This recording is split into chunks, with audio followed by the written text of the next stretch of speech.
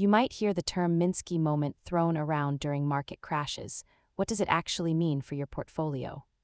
It is named after Hyman Minsky, an economist who studied why financial systems tend to become unstable over time.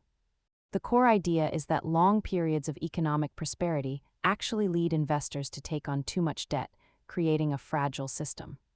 Minsky identified three types of borrowers.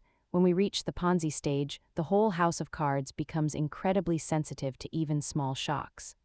Most investors think markets are always stable, but history shows that periods of calm often plant the seeds for a sudden, massive collapse.